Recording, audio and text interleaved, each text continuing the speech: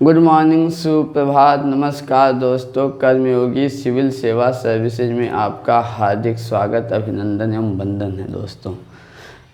दोस्तों आज current affair की सीरीज में आज शुरू करते हैं ब्रिक्स के विदेश मंत्रियों का सम्मेलन। इससे पहले कि हम टॉपिक पर पहुँचे, टॉपिक्स पर जाने से पहले आप ऊर्जावान हो जाइए। एक बार तन्हाइयों से जागिए मेरे देश के जवानों, मेरे भविष्य मेरे देश के आप लोग एकदम तन्हाइयों से जगिए और पढ़ाई में लग जाइए, क्योंकि दूरियां अभी बहुत दूर तक जाना है, रास्ते दूर तक हैं, मंजिल खूबसूरत है। उठ जाइए, करंट शुरू करते हैं। उससे पहले कि अगर आप चैनल को सब्सक्राइब नहीं किए हो तो सब्सक्राइब कर दीजिए, वीडियो को लाइक करिए और अपने दोस्तों को ज़्यादा से ज़्यादा शेयर करिए। शेयर करने से बहुत सारे बेनिफिट। पहला बेनिफिट तो आपका इससे ये पता चलता है आप जो है दूसरों के उपकारी हैं, उन दूसरों के भर के हित के लिए भी सोचते हैं। पहली पॉइंट। दूसरी पॉइंट ये होता है कि अगर आप दोस्तों को भेजे रहेंगे तो कोई भी बात जो दोस्तों में चलेगी वो चीज़ें आप बात करेंगे तो वो डिस्कस करते वक्त हो जाएगा, आपकी पढ़ाई में इम्प्रूवमेंट होगा, सुधार होगा। तो इस तरह और भी बेनिफिट है, इस तरह आप उन लोगों को शेयर करिए। चलिए दोस्तों, तो ठीक है, इतनी बातें हुई। अब शुरू करते हैं ब्रिक्स के विदेश मंत्रियों का सम्मेलन। अभी हाल ही में जो है ब्रिक्स के विदेश मंत्रियों का सम्मेलन हुआ और उसमें जो है ये दो वक्तव्य जारी किए गए। उस दो वक्तव्य में क्या कहा गया, उसमें चीन ने अपना जो है उसका दृष्टिकोण आया। चीन ने दो बातें इसमें बोली। पहला उसने बोला कि जो ब्रिक्स का गठन किया गया था वह किस लिए, वह खुलेपन, ब्रिक्स देशों के बीच खुलापन, समावेशिता, हितकारी सहयोग, गुटबंदी का अनुसरण करने के लिए तथा गुटबंदी राजनीति और वैचारिक टकराव को अस्वीकार करने के लिए किया गया। यार ये ब्रिक्स अस्वीकार करते, पहला पॉइंट उसने बोला चीन ने। दूसरी पॉइंट ये बोला कि यह जो है बहुपक्षवाद और बहुपक्षीय सहयोग के दृष्टिकोण को ब्रिक्स रखता है, उस वक्तव्य में चीन ने बोला। तीसरी बात उसने बोला कि जो ब्रिक्स देश हैं वो जो है संयुक्त राष्ट्र के चार्टर के उद्देश्यों के और सिद्धांतों का पालन करते हैं तथा दोहरेपन मानकों का वो क्या करते हैं, विरोध करते हैं। ठीक है, दोहरापन या एक अपवादवाद है ना, जिसको एक्सेप्शनलिज्म बोलते हैं, उसका आप विरोध करते हैं। तो ये बात हुई। अब मुद्दा आया कि भाई चीन अगर वो दो वक्तव्य जारी कर दिया गया तो इसमें इतनी क्या हो हल्ले की बात है, हम क्यों पढ़ रहे हैं। जैसा कि कोई भी वक्तव्य है जिसका कोई तो मतलब होगा पक्का, और चीन किन्ना रणनीति के साथ इस चीज़ को सोचा होगा कि इस वक्तव्य में डाल दिया जाए। वक्तव्य मतलब जो है मीटिंग होने के बाद जो एक प्रेस विज्ञप्ति जारी की जाती है उसी को बोलते हैं ना। तो इसमें दो बातें निकल के आई। इसमें पहली बात कि चीन का कुछ चिंताएं महसूस हो रही हैं और चीन की सतर्कता महसूस हो रही। पहली बात, अगर उसने बोला कि खुलेपन, समावेशिता और हितकारी सहयोग का अनुसरण करते हैं ब्रिक्स देश, तो ये बात तो सही है, फिर उसने आज क्यों रिपीट किया। दूसरी, अगर गुटबंदी राजनीति और वैचारिक टकराव का अगर विरोध करते हैं या अस्वीकार करते हैं देश, तो फिर क्या बोला।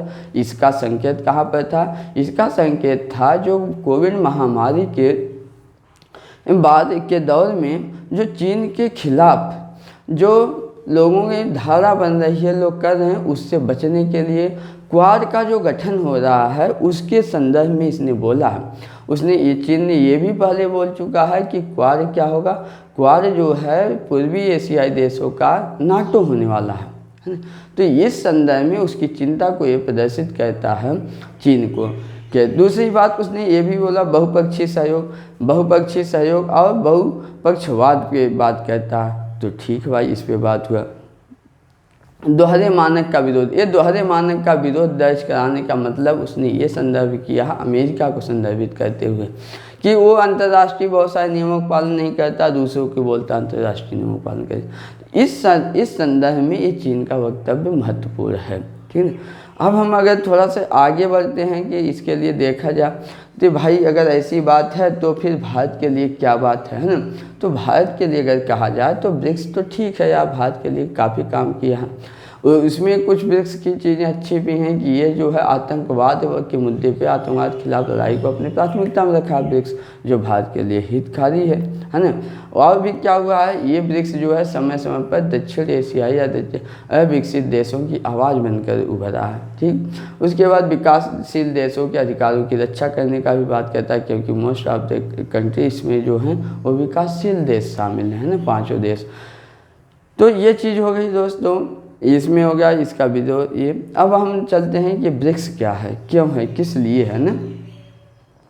तो अब ब्रिक्स के बारे में अगर हम थोड़ा समझें तो ब्रिक्स में सबसे पहले 2001 में जो है इसके लिए क्या किया गया है, एक शब्द दिया गया ब्रिक। ब्रिक याद रखिएगा, पहला जो शब्द था वो ब्रिक था, ब्रिक्स नहीं था।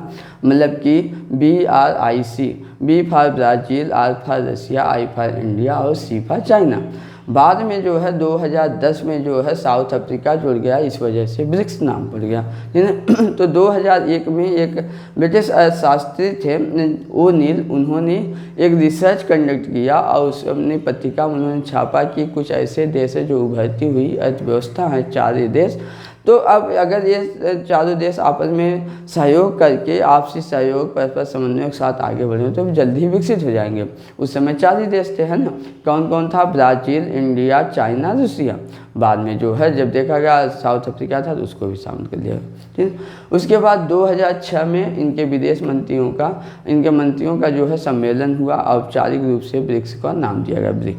ठीक है, 2009 में जो है इसका पहला शिखर सम्मेलन आयोजित किया गया और 2010 में जो है साउथ अफ्रीका को इसमें शामिल किया गया। ये रहा दोस्तों। अब इसके बाद ये भी है कि इसका सम्मेलन आप जानते हैं इसका कोई सचिवालय नहीं है, ये एक सम्मेलन है इन देशों का नहीं। लेकिन इनके कार्यों को कौन देखता है, जो अध्यक्ष होता है वही देखता है उस साल के लिए। तो इस सिस्टम में क्या होता है कि जो ब्रिक्स है BRICS है ना, इनके जो अल्फ़ाबेटिकल नेम है इस आर्डर में, ठीक है, इसी आर्डर में जो है अध्यक्ष होते रहते हैं। जैसे अभी जो है कौन था, अभी जो है रूस था, रूस के बाद 2020 में रूस था, 2021 में कौन इसका अध्यक्ष होगा, चेयरमैनशिप किसके अंदर होगी, भारत के पास है, क्योंकि उसके बाद इंडिया था। ब्राज़ील इससे पहले था, रूस था 2020 में, 21 में कौन है, इंडिया के पास चेयरमैनशिप है। ठीक है दोस्तों, ये चीज़ें हो गई। अब इसके बारे में आप जान लीजिए, ये जो है पूरी दुनिया का आबादी, IAS में एक चीज़ें थोड़ा सा महत्वपूर्ण होती हैं, वो कंपैरेटिव सवाल पूछता है प्रीलिम्स में ना। तो उसमें ये IAS ने बात पूछ भी चुका है, ब्रिक्स में ये जो है पूरे विश्व के देशों के कितने प्रतिशत आबादी का प्रतिनिधित्व करते हैं, इसलिए ऐसे सवाल थोड़ा सा ध्यान दिया करिए इस पर। तो इसमें क्या था, 42% पूरे विश्व की आबादी का ये प्रतिनिधित्व करता है, ब्रिक्स में ही 42% आए थे। जैसा कि आपको पता है चीन में सबसे ज़्यादा पॉपुलेशन, फिर इंडिया दूसरे नंबर पर हो जाएंगे। दूसरा ये जो है 23% विश्व की संपूर्ण GDP का 23% GDP इन देशों के पास है। तो ये चीज़ें हो गई दोस्तों।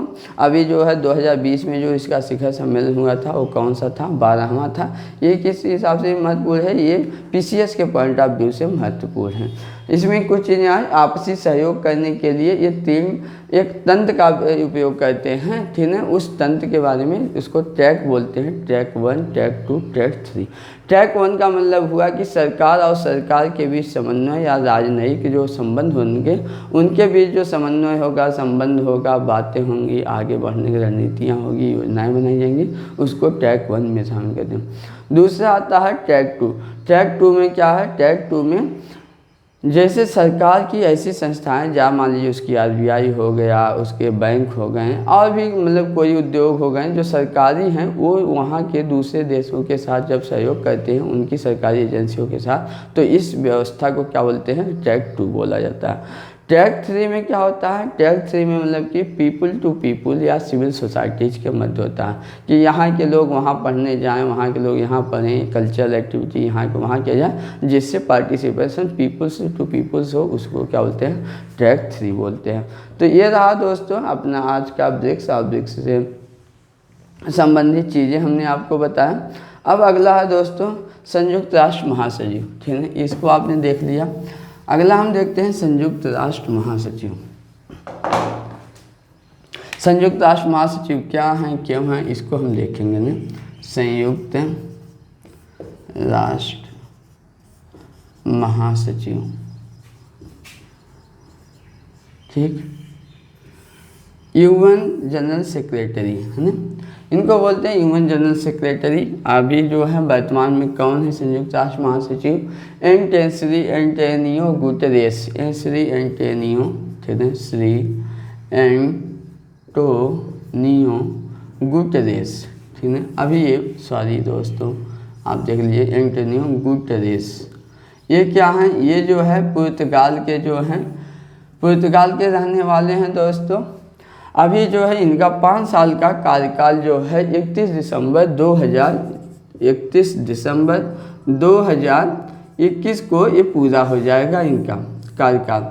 इसलिए अब अगले कार्यकाल की बात हो रही, कौन होगा, किसको चुनाव? तो अभी जो है सुरक्षा परिषद, कौन? सुरक्षा परिषद ने इनके दूसरे कार्यकाल के लिए, है ना, सुरक्षा परिषद आप बोलिए जिसको यूएनएससी बोलते हैं, है ना, सुरक्षा परिषद ने इनके सेकंड कार्यकाल के लिए भी प्रस्ताव पारित कर दिया है कि ठीक है, यही जो है दूसरे कार्यकाल भी मतलब कि ग्रहण करेंगे। दूसरा कार्यकाल कब से कब तक चलेगा वो याद रखिएगा, वो 5 सालों के लिए चलता है, कार्यकाल होता है इनका। तो 1 जनवरी 2022 से लेकर के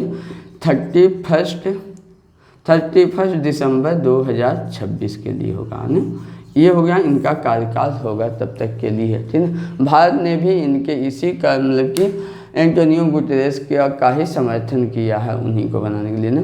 अब समझ लेते हैं ये क्या है, महाराष्ट्र महासचिव क्या होते हैं? ये संयुक्त राष्ट्र के महासचिव यही जो होते हैं, ये मुख्य कार्यकारी अधिकारी होते हैं।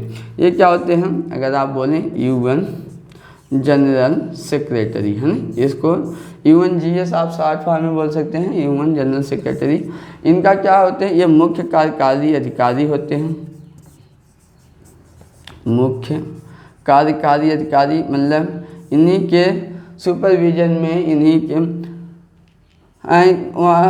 के देख रेख में सारे जो हैं परफॉर्म किए जाते हैं सारे कार्य, ठीक है, ये होते हैं। उसके बाद ये जो होते हैं सुरक्षा परिषद,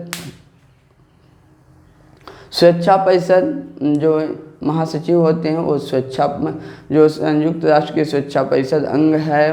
उसके बाद महासभा है, जिसको महासभा को जनरल असेंबली बोलते हैं। आर्थिक और सामाजिक परिषद है, तथा और भी जो अंग हैं उन सभी के कार्यों को पूरा कौन करते हैं? उनके कार्यों का पूरा करने का दायित्व जो होता है इनके जनरल सेक्रेटरी पर ही होता है, ठीक है।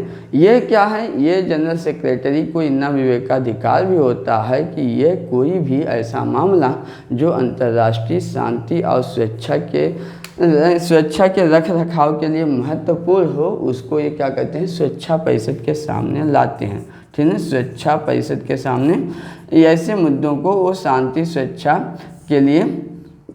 के सामने ऐसे मुद्दों को लेकर आते हैं, ठीक दोस्तों। ये हो गया इनका मतलब कि कार्य हो गए। अब इनकी नियुक्ति कैसे होती है भाई? नियुक्ति, अगर नियुक्ति की बात देखा जाए तो इनकी नियुक्ति जो आपको जैसे पता है कि संयुक्त राष्ट्र के कितने मेंबर हैं वर्तमान में? 193 इसके क्या है? सदस्य देश हैं, ठीक है, यूनाइटेड नेशन के। अगर 193 सदस्य देश हैं तो अब क्या होता है? इस 193 सदस्य देशों के किसी एक व्यक्ति को जो है यूएनएससी मतलब संयुक्त राष्ट्र सुरक्षा परिषद रिकमेंड करती है, प्रस्तावित करती है एक लोगों को नियुक्ति करने के लिए। और जबकि उस व्यक्ति की नियुक्ति करने के लिए सभी सदस्य देशों से क्या की जाती है? राय ली जाती है, ठीक है। समस्त देशों से राय लेकर के एक व्यक्ति को रिकमेंड कर दिया जाता। अब इसमें को जो 5 पावर जो देश हैं P5 जिसको बोलते हैं, जिनके पास वीटो की पावर होती है, ठीक है, P5 जो देश हैं ये जो है किसी भी व्यक्ति पर वीटो लगा करके उसकी नियुक्ति को क्या कर सकते हैं? रोक भी सकते हैं, ठीक है, वीटो पावर का यूज करके। तो यह रहा दोस्तों, इनकी नियुक्ति हो गई, ये हो गया। अब इसमें देख लेते हैं कुछ चुनौतियां क्या हैं भाई इनके मुद्दे से संबंधित। तो अगर इनकी चुनौतियों के बारे में देखा जाए तो जैसा कि आपने देखा कोई बवाल नहीं मचा भाई, इतनी बड़ी पोस्ट है, एंटोनियो गुटेरेस को प्रस्तावित कर दिया गया है ना।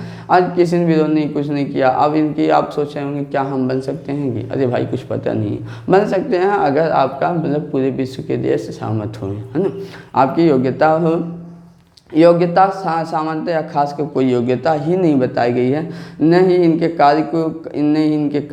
कार्य और शक्ति को भी परिभाषित नहीं किया गया। योग्यता और पारदर्शिता किस आधार पर होगा, इसका भी कोई ज़्यादा जिक्र और ऐसा स्पष्ट कहीं कोई प्रावधान कानून नहीं है कैसे होगा। तो यह हुआ दोस्तों इनकी चुनौतियां हैं, मतलब इस संदर्भ में अगर एक चीज़ देखा जाए कि इनसे महत्व क्या है भाई, यूएन जनरल सेक्रेटरी का अगर महत्व के बारे में देखा जाए तो महत्व में कुछ चीज़ें मिलेगी। पहली बात तो ये शांति और सुरक्षा के लिए महत्वपूर्ण है भाई, विश्व में क्या करते हैं, शांति और सुरक्षा स्थापित करने का काम करते हैं। दूसरा क्या करते हैं, आप देखे होंगे कि सहयोग का काम करते हैं। इतना बड़ा मतलब कि आप खुद सोचिए दोस्तों कि कोविड आ गया, उसके बावजूद भी क्या हुआ, इतनी तबाही मच गई, लेकिन चीन के अगेंस्ट कोई बोल नहीं रहा, कुछ नहीं हो रहा। तो कहीं न कहीं इसका भी एक ने WHO चाहे पक्ष विपक्ष में जिस तरह से काम किया, लेकिन अभी तक शांत बनाए तो रखा नहीं। तो यह भी जो है इसका एक वजह है। आज जैसा कि आप सीरिया, लेबनान, उसके बाद लीबिया में देखते हैं कि काफ़ी दिनों से सहयोग करता है और भी अफ्रीकी देशों में ना, तो इसका सहयोग शांति को स्थापित करने के लिए, उसके बाद एक मध्यस्थता जो बना करके समन्वय करता है देशों के बीच, ये सब क्या है, इसका महत्व है, ठीक है, नियुक्ति। ठीक है दोस्तों, तो अब हम चलते हैं अगले टॉपिक पे। अगला टॉपिक है स्वायत्त परिषद, है ना, ऑटोनॉमस काउंसिल। ठीक, अगला टॉपिक है ऑटोनॉमस काउंसिल, जिसको बोलते हैं स्वायत्त परिषद। स्वायत्त परिषद क्या है, जैसा कि आप जान रहे होंगे संविधान में इसका स्पेशल प्रावधान किया गया है। और वो स्पेशल प्रावधान किसके लिए किया गया है, जो संविधान की 6वीं अनुसूची है उससे हट करके या मतलब कि उनके लिए क्या किया गया है, ये इसका प्रावधान किया गया। इसके तहत क्या प्रावधान है, इसके तहत ऐसा प्रावधान किया गया है कि जहाँ पर अनुसूचित जातियाँ हैं उनके लिए अलग से क्या स्वायत्त परिषद का गठन किया जा सकता है। उनके किस लिए, क्योंकि उनकी संस्कृतियों, उनकी सभ्यता, उनकी संस्कृतियों, परंपराओं और जो उनके और भी ऐसे जो धार्मिक हैं उनको बनाए रखने के लिए, है ना। तो ये उसी में बात आती है स्वायत्त परिषद, है ना, स्वायत्त परिषद, ठीक है। इसको आप क्या बोलते हैं, ऑटोनॉमस काउंसिल भी बोलते हैं। ये ऑटोनॉमस काउंसिल होती है। इसके तहत क्या होता है, इसके तहत जैसा कि नाम से स्पष्ट स्वायत्तता मिली होगी, ठीक है। ज़्यादातर मतलब कि किसी का रेगुलेशन नहीं, अपने हिसाब से काम कर लें। जैसा कि अगर इस कॉन्सेप्ट को अगर आप नए हों तो अगर समझा जाए तो इसको इस संदर्भ में समझ सकते हैं कि ऊपर सेंट्रल गवर्नमेंट, उसके बाद स्टेट गवर्नमेंट है, उसके बाद पंचायती राज है।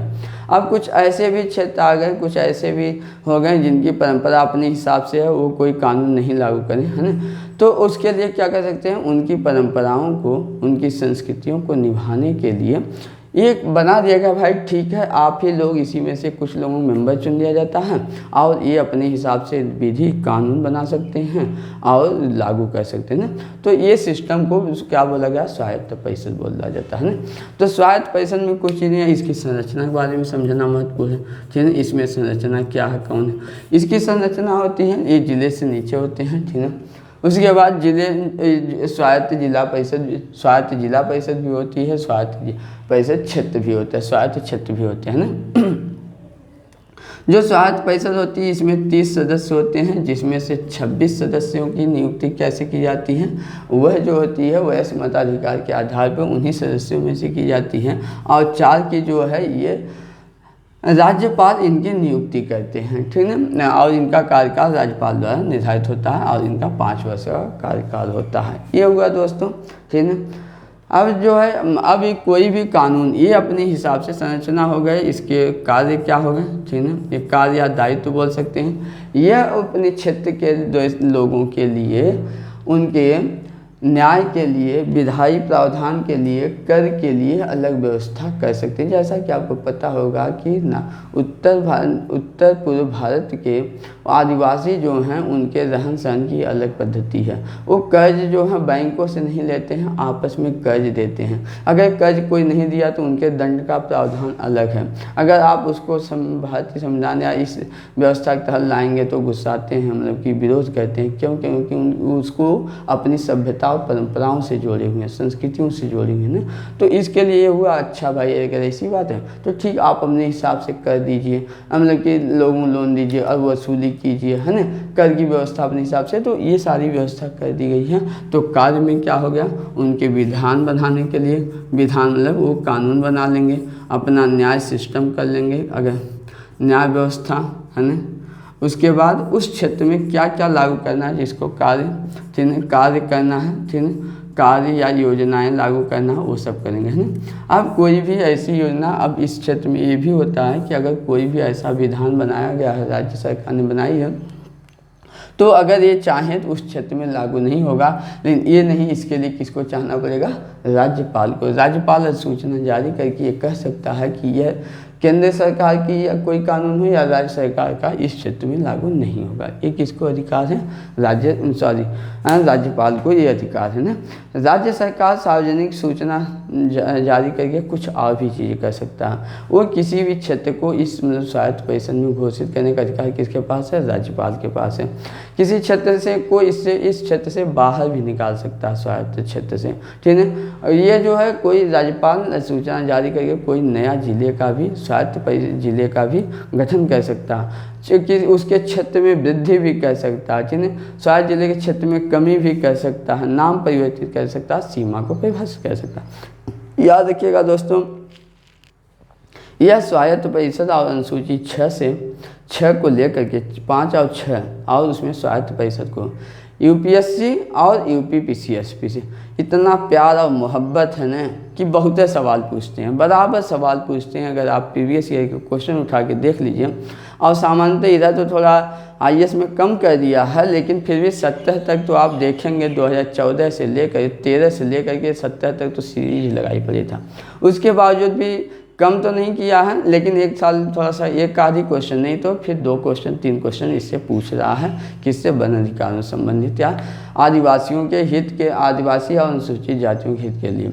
एक बात और देखिएगा, मेंस में भी पूछता है, क्योंकि ये जो है एक टॉपिक है मेंस में, सेकंड पेपर में एक यूनिट ही है सिलेबस में, जिसमें क्या है, दुर्बल एवं कमजोर वर्गों के कल्याण के लिए की गई योजनाएं, है ना, या सरकार के प्रयास, इस नाम से उस यूनिट का नाम ही है दोस्तों। तो इसके लिए आप ध्यान से रखिए, ये सब महत्वपूर्ण है, इम्पॉर्टेंट है, ठीक। अब आते हैं दोस्तों, इसमें देखते हैं इन्हीं चीज़ों में। अब ठीक है, गठन भी आपने देख लिया, ऐसे होता है। अब मुद्दा आया कि भाई हम क्यों पढ़ रहे हैं, ये तो आप पॉलिटी में लक्ष्मीकांत में पढ़ लेते हैं, पढ़ सकते हैं। तो इसके लिए इसलिए कह रहे हैं कि रेगमा नागा जो हैं, ये असम की जनजातियां हैं। इन्होंने जो है गृह मंत्री अमित शाह जी को पत्र लिखा, और पत्र लिखकर इन्होंने ये बोला कि हमको भी स्वायत्त परिषद क्षेत्र का गठन किया जाए और हमारे लिए बनाया जाए। क्यों? क्योंकि वहाँ पर पिछले वर्ष 2019 में आप देखे, न्यूज़ में रहे होंगे तो देखे होंगे कि कार्बी आंगलांग क्षेत्र के कार्बी आंगलांग जनजातियों के लिए क्या किया गया, स्वायत्त परिषद का गठन बना करके उसको क्षेत्र परिषद में कन्वर्ट कर दिया गया, ठीक है। इस वजह से क्या हुआ, अब क्षेत्र परिषद में गठन कर दिया। अब ये जनजातियाँ जो रेगमा हैं, वहाँ की रेगमा नागा हैं, वो उपेक्षित महसूस करती हैं, इसलिए उन्होंने गृह मंत्री को एक लेटर लिखा है करने के, मतलब कि वहाँ पर स्वायत्त परिषद उनके लिए गठित करने के लिए। तो ये हो गया दोस्तों स्वायत्त परिषद। अब आगे हम चलते हैं एक नेक्स्ट टॉपिक पे। नेक्स्ट टॉपिक है स्मार्ट किचन। ये स्मार्ट किचन एक न्यूज़ है, आप समझ लीजिएगा। अगर मेंस की तैयारी कर रहे हैं, बीपीएससी के 66 के लिए अगर आप तैयारी कर रहे हैं, यूपीपीसीएस के लिए अगर आप तैयारी कर रहे हैं, मेंस के लिए या तो आईएएस के लिए, तो ये सब छोटे छोटे याद रखिएगा योजनाएं। इससे फ़ायदा क्या होगा, ये योजनाएं को अगर आप कोटेशन में वहाँ एग्जाम्पल डाल के लिख देते हैं तो मेंस में नंबर अच्छे उठते हैं ना। तो इसके लिए बात करें, स्मार्ट किचन प्रोजेक्ट क्या है, ठीक है। Smart kitchen project, smart kitchen project, ठीक। ये स्मार्ट किचन प्रोजेक्ट क्या है दोस्तों, ये जो है केरल सरकार का, किसका है, केरल सरकार का है।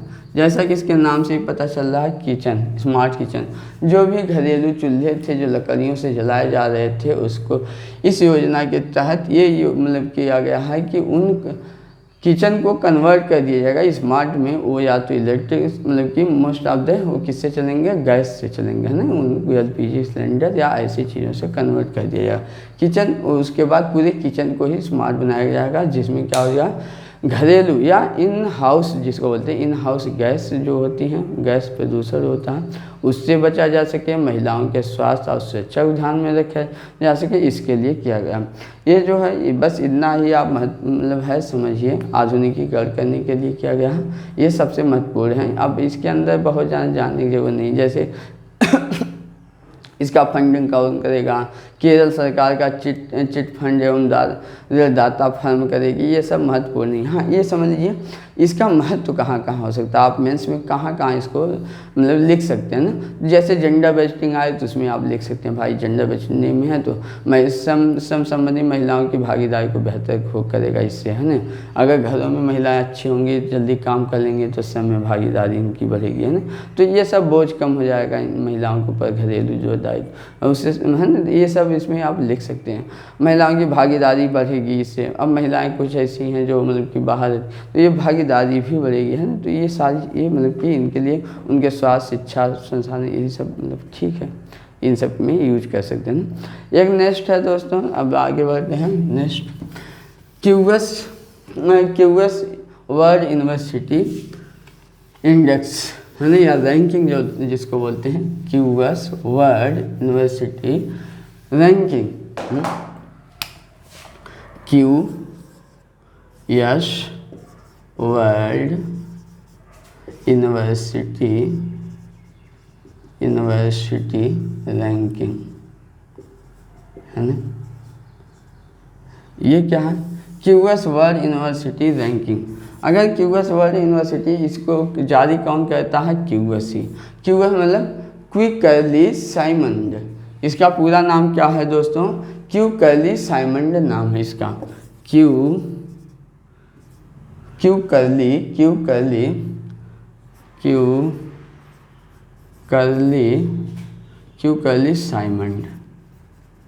साइमंड, है ना। ये एक संस्था है, यही जारी करती है क्विकली साइमंड। वह विश्व की, इसको आप बोल सकेंगे क्यूएस विश्व यूनिवर्सिटी रैंकिंग, है ना। इसको जारी कौन करता है, क्यूएस एंड क्विकली साइमंड। ये जो है ऐसे सवाल किससे पूछा जाता है, आईएएस अक्सर एक सवाल श्योर है पूछता है, कोई रिपोर्ट, कोई रैंकिंग कौन जारी करता है, ये श्योर है, 1 क्वेश्चन हर साल पूछता है। आईएएस भी पीसीएस भी पूछता है ना, तो इसलिए आप इन चीज़ों को याद रखिएगा। अब क्यूएस वर्ल्ड यूनिवर्सिटी रैंकिंग एक पहली ही ऐसी कोई रैंकिंग है जो शैक्षिक संस्थानों के लिए दिया जाता है और अंतर्राष्ट्रीय रैंकिंग विशेषज्ञ समूह द्वारा समर्थित हो। कौन, पहली और केवल अकेली यही है ना क्यूएस, इसलिए ये महत्वपूर्ण हो जाती है।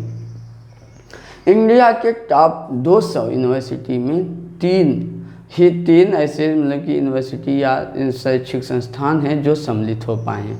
उसमें कौन कौन से हैं, 3 में।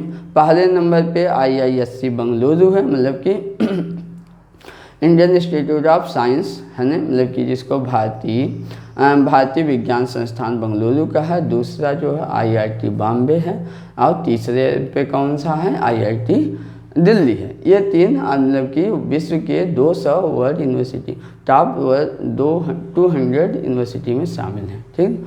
दूसरी बात है कोई यूनिवर्सिटी, ये तो एक संस्थान हो गई, कोई यूनिवर्सिटी नहीं। कोई संस्थान जो 500 रैंकिंग में शामिल हुई हो तो वह अकेले, और अकेले इंडिया की कौन सी है, वह है क्या नाम है दोस्तों अपना, JNU जवाहरलाल नेहरू विश्वविद्यालय। सौभाग्य है, आप लोगों की दुआएं हैं कि हम भी इस समय JNU से ही पढ़ाई चल रहे हैं। हमारा मास्टरी भी इस समय JNU में चल रहा, और हिस्ट्री में फर्स्ट रैंक आई थी, जैसा कि आप लोग काफ़ी लोगों को पता ही होगा, है ना, उसके JNU के एंट्रेंस में, ठीक है। इससे रिगार्डिंग कोई भी न्यूज़ हो तो मतलब कोई भी हो तो आप मुझे पर्सनली पूछ सकते हैं, उसमें मोबाइल नंबर मेरा दिया हुआ है, मिलेगा लिंक में ना। चलिए अभी आप देखा जाए तो इसमें 3 संस्थान जो विश्व के टॉप रहे हैं उनका भी थोड़ा सा याद करवा दें आपको, क्योंकि हो सकता है उसमें पहला टॉप इंडिया का आप समझ लीजिए। भारत के कौन कौन से रहे हैं दोस्तों, ठीक है। तो भारत के कौन कौन से 3 रहे हैं, इसको आप रख लीजिए, IISc, ठीक है, IISc बेंगलुरु रहा है, ठीक है। दूसरी दोस्तों IIT मुंबई, तीसरा है IIT दिल्ली, ठीक है। ये इंडिया के 3 रहे हैं। अगर यूनिवर्सिटी के मामले में हम देखा, ये संस्थान है, शैक्षणिक संस्थान है। यूनिवर्सिटी में अगर देखा जाए तो इंडिया की अकेले रही है, वो कौन सी, जवाहरलाल नेहरू यूनिवर्सिटी, जिसको आप बोलते हैं JNU रहा है ना। तो ये रहा है इंडिया का दोस्तों। उसके बाद अगर देखा इसको कौन सा मिला है, 500 नहीं 600 वाले में दोस्तों, इसको मिला है 560। इसमें याद रखिए बैंड दिया जाता है इन्ना से इन्ने के बीच में, इन्ने से इन्ने बीच में। तो वैसे इसमें 561 से 570, 561 से 570 के कैटेगरी में इसको JNU को रखा गया है, मिला। अगर देखा जाए कि विश्व में कौन सी पहले तीसरे स्थान पे थी, 3 यूनिवर्सिटी का अगर हम विश्व के टॉप 3 यूनिवर्सिटियों के देखें तो उसमें कौन कौन सी आ जाती हैं। मैसाचुसेट्स इंस्टीट्यूट ऑफ टेक्नोलॉजी, इसमें कौन सा दोस्तों, मैसाचुसेट्स, ठीक है, Massachusetts institute of technology, institute of technology, इसको याद रख लीजिएगा दोस्तों। और दूसरे स्थान पे है ऑक्सफोर्ड विश्वविद्यालय, ऑक्सफोर्ड विश्वविद्यालय यूनिवर्सिटी आप जिसको बोलते हैं, ठीक है। और तीसरे स्थान पे है दोस्तों स्टैनफोर्ड और कैम्ब्रिज विश्वविद्यालय, दोनों संयुक्त रूप से, स्टैनफोर्ड और कैम्ब्रिज, ठीक है, स्टैनफोर्ड एंड कैम्ब्रिज, ठीक है दोस्तों। ये क्या हो गई, ये तीसरे स्थान पे है। तो ये हम तीन करने के 4 जो है देश हैं, 4 यूनिवर्सिटी हैं जो 3 स्थानों पे टॉप 1st, 2nd, 3rd पे आई। याद रखिएगा ये मैसाचुसेट्स एक ऐसा संस्थान है जो लगातार 10 सालों से टॉप 1 पे बना हुआ है दोस्तों। ये सबसे महत्वपूर्ण है, ये जो है लगातार 10 सालों से बना हुआ टॉप पर ही है दोस्तों। ये हुआ मतलब कि महत्वपूर्ण चीज़ें। इसमें कुछ चीज़ें और भी देख लीजिए कि ऐसा क्या है, क्यों है, ठीक है दोस्तों। तो ये एक चीज़ और भी है जो भारत का प्रदर्शन में रहा है, उसमें भारत में क्या ऐसा वजह है, बार बार सवाल उठता रहता है, भाई इंडिया के संस्थान, शैक्षणिक संस्थान क्यों नहीं वर्ल्ड टॉप में पहुंच पाते हैं, क्या ऐसे कार्य है। तो उसमें कुछ कार्य अगर देखा जाए, चुनौतियाँ क्या क्या हैं, तो चुनौतियों में अगर हम देख लिया जाए कि क्या क्या ऐसे भारत में दिक्कतें हैं जिसकी वजह से नहीं पहुंच पा रही, किन क्षेत्रों में भारत को सुधार करना। तो उसमें एक शब्द, उसमें एक आता है संस्थान शिक्षण क्षमता, है ना। जितने संस्थान हैं, संस्थान शिक्षण क्षमता, पहली बात तो इतनी क्षमता से अधिक इसमें स्टूडेंट भरे पड़े हुए हैं, ठीक है। और पॉपुलेशन भी इतनी ज़्यादा है कि बताया जाए संस्थान ही कम है। जो संस्थान है तो उसमें शिक्षा मतलब कि छात्रों का एवरेज ही बहुत ज़्यादा है बजाय कि टीचर्स। दूसरा संकाय छात्र अनुपात, ठीक है। जो संकाय है, संकाय मतलब फैकल्टी बोलते हैं, मतलब टीचर छात्र अनुपात जिसको बोला जाता है, उसमें संकाय छात्र अनुपात रेशियो, है ना। इसमें क्या है, पता चला कि इतने सारे बच्चे हैं उस पर टीचर 1-2 है ना, ये समस्या। उसके बाद एक और दिक्कतें हैं दोस्तों किस पास।